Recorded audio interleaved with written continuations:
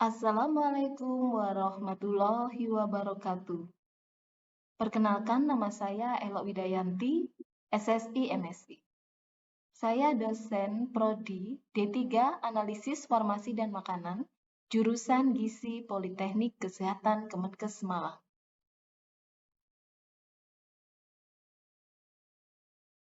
Saat ini saya akan memberikan tentang pernyataan diri dosen dalam unjuk kerja Tridharma Perguruan Tinggi atau PDD UKT-PT.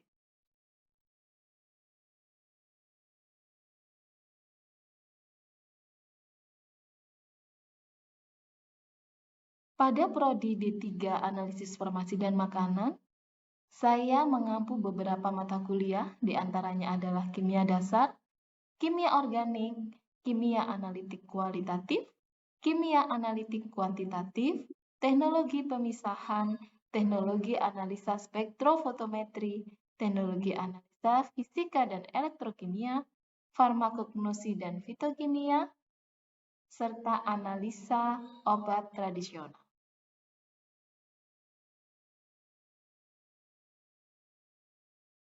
Teknik pengajaran yang saya gunakan adalah menggunakan metode DIA, Delivery, Interaction, dan Assessment. Dari seluruh list mata kuliah yang sudah saya sebutkan tadi di awal, saya coba untuk menjelaskan salah satu mata kuliah yang ada di semester ini, yaitu mata kuliah kimia dasar,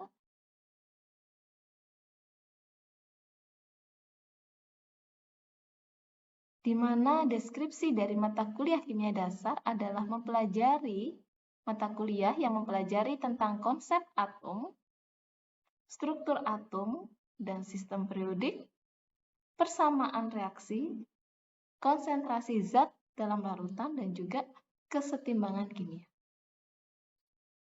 Bobot dari kimia dasar ini adalah 2 SKS. Teori ini memang berada di semester 1, di mana dosen pengampunya, kami bertim, itu ada 2 orang, saya sendiri Elok Widayanti SSI MSI, dan rekan saya Hanandayu Widyastuti SSI MSI.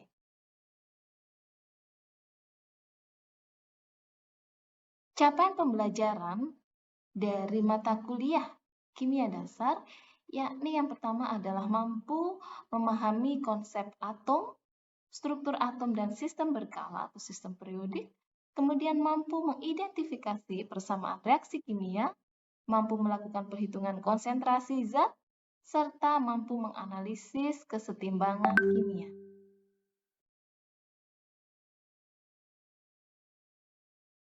Sedangkan materi kuliah yang pertama adalah zat dan sifatnya, nanti akan dipelajari tentang klasifikasi zat, ada campuran, unsur, dan juga senyawa, kemudian densitas dan juga satuan pengukuran.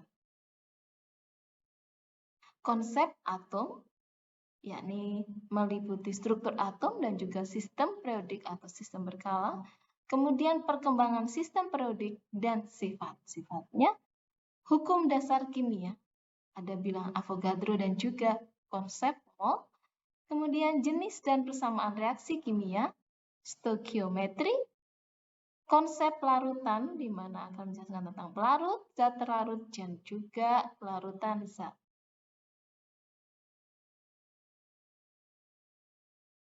Selanjutnya, ada konsentrasi larutan, konsep kesetimbangan kimia, konstanta kesetimbangan kimia, asal Selecatelia, dan faktor-faktor yang mempengaruhi keseimbangan, termokimia, hukum termodinamika, dan juga proses. Ini merupakan materi-materi yang akan ditempuh oleh mahasiswa selama 1 semester di semester 1.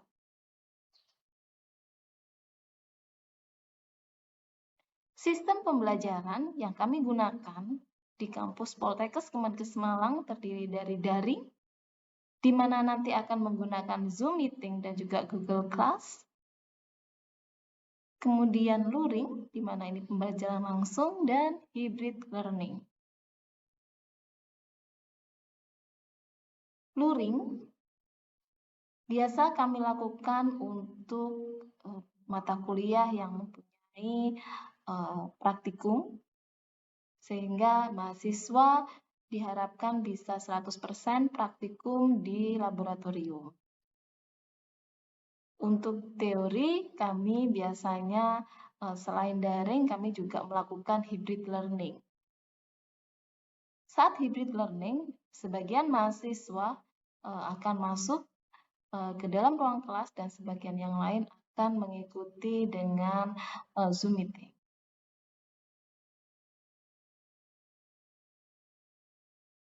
Pada mata kuliah kimia dasar ini, sistem penilaian yang kami kontrakkan dengan mahasiswa di mana ada 30% penugasan, 35% UTS, dan juga 35% UAS. Penugasan bisa berupa tugas individu dan juga tugas kelompok. Untuk ujian tengah semester biasa kami lakukan pada minggu ke-8. Serta ujian akhir semester biasa kami lakukan di minggu ke-11.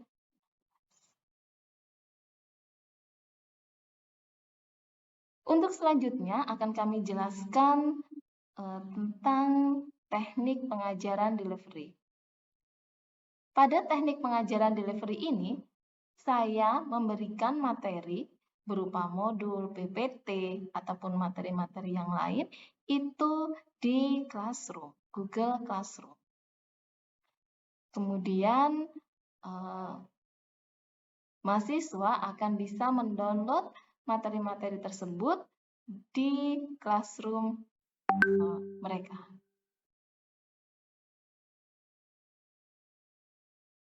Berikut adalah tampilan dari Google Classroom yang ada di Prodi D3 Anafarma Poltekkes Kemenkes Malang.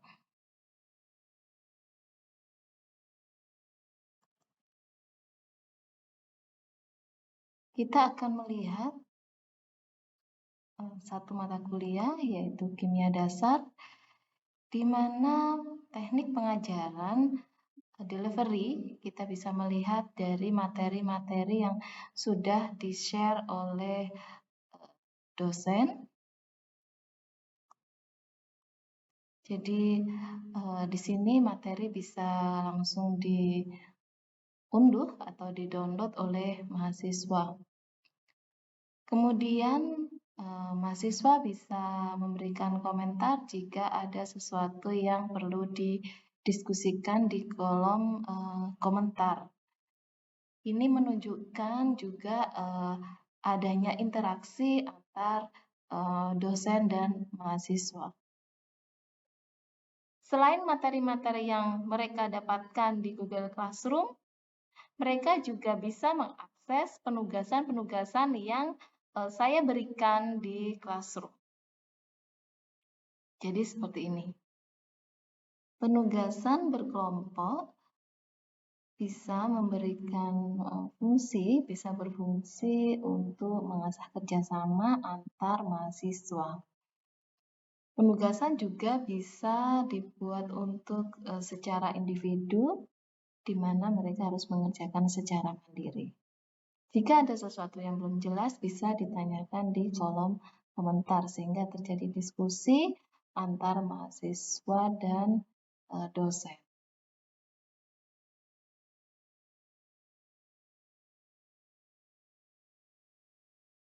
Setelah mahasiswa mengerjakan dan mengumpulkan, nanti dosen akan memberikan nilai di poin sebelah kiri. Jadi totalnya ada 100 poin, berapa dosen akan memberikan poin untuk masing-masing mahasiswa dalam pengerjaan tugasnya.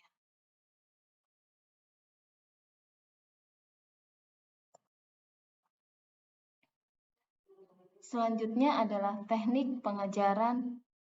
Yang terakhir adalah assessment, di mana assessment ini di Politeknik Kesehatan Kemenkes Malang biasa melakukan dengan CBT, yaitu komputer based test, di mana saat ujian tengah semester ataupun ujian akhir semester kami biasa melakukan CBT ini. Jadi seperti ini. Berikut adalah e-learning Poltekkes Malang, di mana e-learning ini digunakan untuk penilaian baik UTS ataupun UAS. Kita akan melihat salah satu contoh untuk UTS Kimia Dasar. Kita akan melihat soal yang ada di UTS Kimia Dasar ini. Ini adalah poin masing-masing soal yang ada di UTS Kimia Dasar.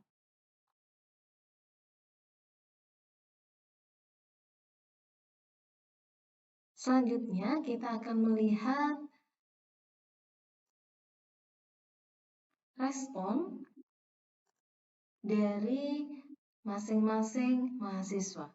Jadi kita bisa melihat respon setiap mahasiswa di setiap soal yang ada di ujian tengah semester Kimia Dasar ini.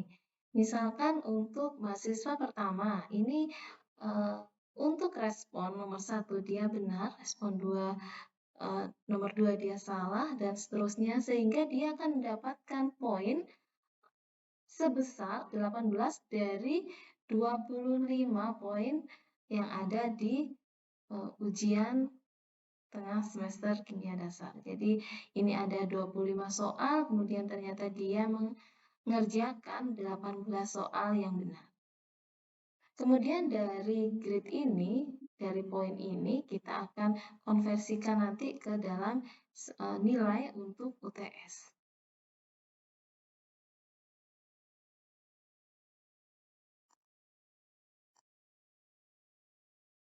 Selanjutnya akan kami sampaikan tentang video pembelajaran saat dilakukan pembelajaran secara daring sebagai berikut. Assalamualaikum warahmatullahi wabarakatuh. Waalaikumsalam warahmatullahi wabarakatuh. Waalaikumsalam. Oke, terima kasih ya. Saat ini kalian sudah bisa bergabung dalam mata kuliah Kimia Dasar yang saat ini sudah ke TM kelima ya, minggu kelima ya sekarang ya. Ya, Bu. Materinya adalah jenis-jenis reaksi. Jadi untuk TM kelima ini kita akan membahas tentang jenis-jenis reaksi.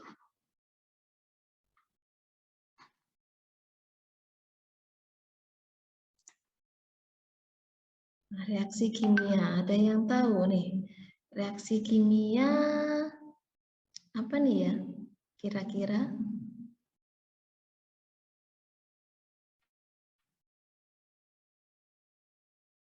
Ada yang sudah pasti pernah dengar lah di SMA dulu ya. Reaksi kimia, kira-kira apa sih? Di reaksi kimia biasanya ada apa aja? Perubahan struktur nyawa, perubahan senyawa yang baru. Terus apa lagi yang diketahui? Pembentukan ikatan kimia yang baru. Pembentukan ikatan kimia. Oke, kita lihat ya satu-satu ya. Jadi ada proses perubahan kimia, ada melibatkan perubahan struktur, ada pembentukan ataupun pemutusan ikatan kimia, menghasilkan atau melepaskan energi. Iya, ini adalah salah 4 ya ini. Tanda-tanda terjadinya reaksi kimia, benar sekali ya. Oke, kita akan lanjutkan. Bagaimana sih ciri terjadinya reaksi kimia itu? Salah satunya adalah terbentuknya gas. Kemudian bisa juga dengan terbentuknya endapan. Jadi misalkan kita di laboratorium kita akan mereaksikan Ag plus dan Cl- gitu ya, nanti akan terjadi endapan putih kayak gitu salah satunya ya. Kalau terbentuknya gas gimana contohnya? Ada yang bisa bantu Bu Elo? Menguap, Bu.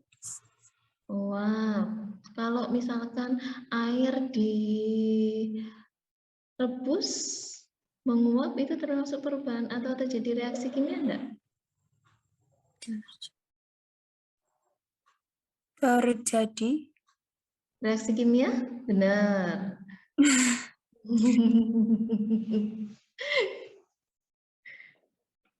Benar nggak?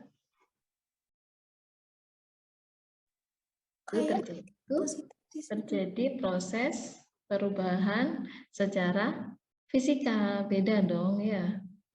Kalau misalnya gas contohnya adalah timbulnya dari hasil pembakaran timbulnya gas CO2 misalkan gitu. Kalau pembakaran kan dia pasti akan reaksi dengan O2 ya. Nah, nanti akan timbul CO2 kayak gitu, itu merupakan reaksi kimia. Ada perubahan warna dan juga ada perubahan suhu. Nah, ini adalah jenis-jenis reaksi kimia. Yang pertama adalah pembentukan, penguraian, pengendapan, pertukaran, netralisasi, pembakaran, juga reaksi redoksi, reduksi, dan oksidasi. Jadi ini merupakan jenis-jenis reaksi kimianya. Jadi kalau misalkan reaksi pembentukan, jadi dia dari yang sederhana menjadi yang lebih kompleks. Kalau penguraian adalah kebalikannya, gitu ya.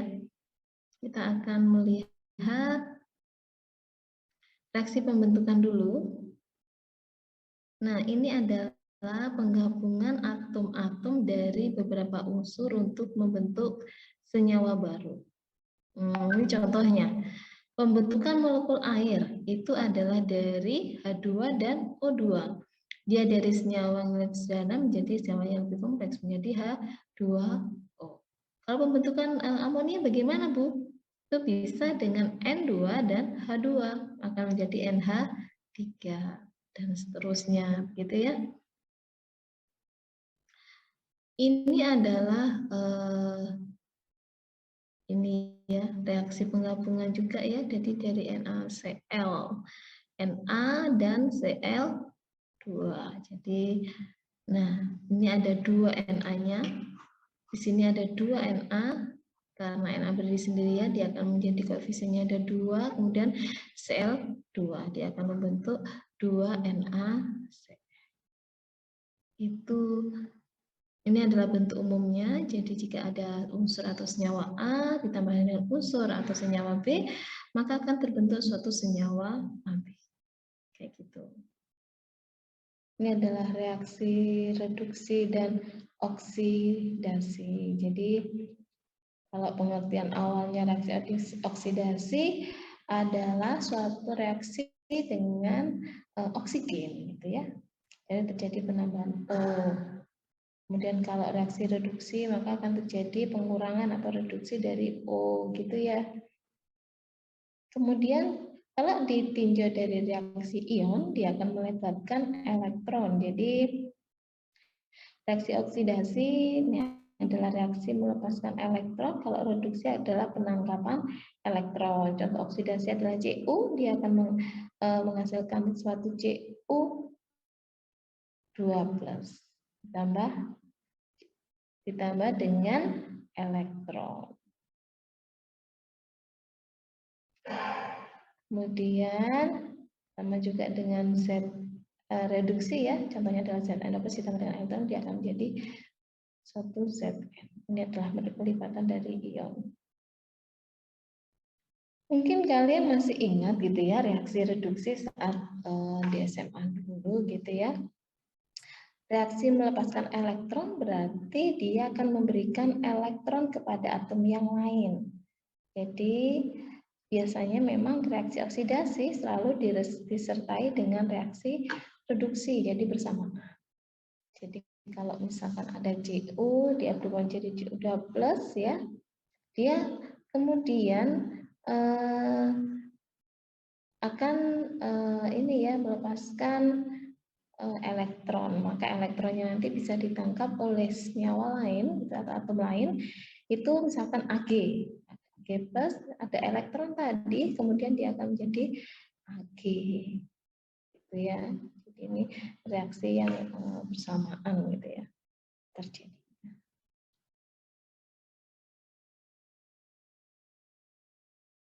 Jadi zat yang mengalami oksidasi atau memberikan elektron, dia merupakan zat pereduksi atau reduktor. Kebalikannya, kalau dia mengalami reduksi, artinya dia menerima elektron, maka zatnya itu disebut sebagai pengoksidasi atau oksidator.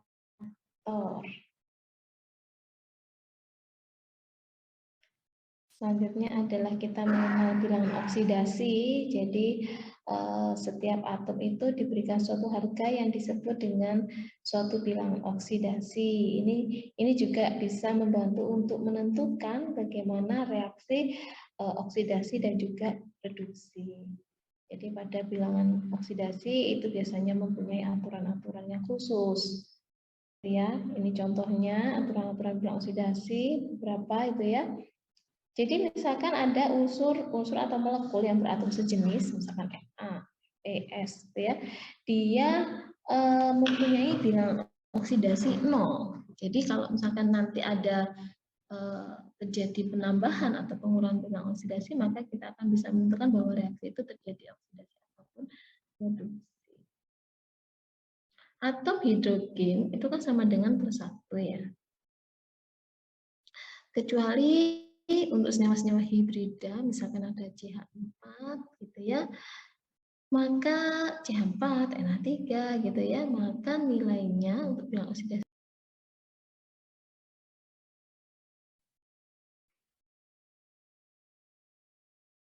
kemudian untuk atom oksigen itu ya biasanya adalah negatif 2, tapi kecuali di F2O itu menjadi +2 dan seterusnya ya, nanti bisa dibaca. Senyawa peroksida maka O-nya ini adalah -1. Ini sih tidak terlalu banyak, jadi nanti bisa kalian hafalkan ya untuk senyawa-senyawa di aturan bilangan oksidasi ini. Jadi supaya kalian nanti ketika menentukan reaksi itu oksidasi apa reduksi, nanti kalian dengan mudah bisa gitu ya.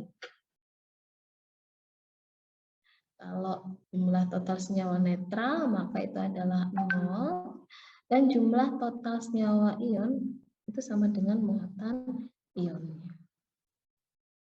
Nah, kita akan melihat ini adalah satu contoh kita melibatkan bilangan oksidasi di dalam suatu reaksi reduksi dan juga oksidasi.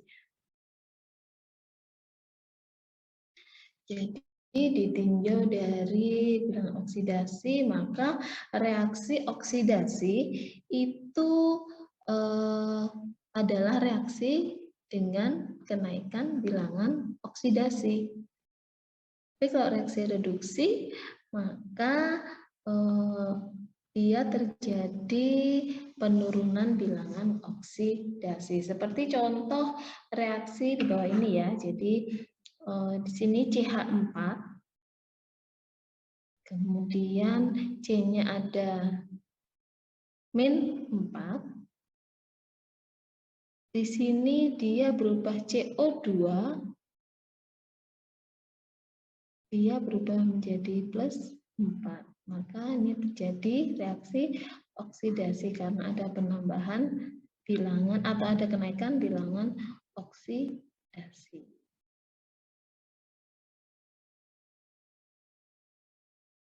Kalau reaksi reduksi berarti terjadi penurunan bilangan oksidasi. Misalkan ini O2. 0 kan, kalau senyawa kayak gini, dia akan turun menjadi negatif 2. Makanya akan terjadi reaksi reduksi.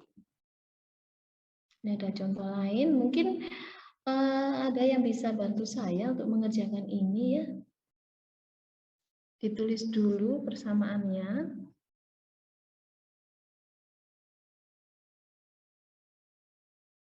Sudah ditulis? Sudah, Bu. Oke, tentukan dulu bilangan oksidasi masing-masing. Siapa yang mau membantu Bu Ella ini?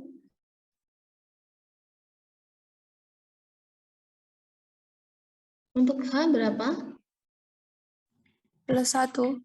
+1. S berarti jadi? Jadi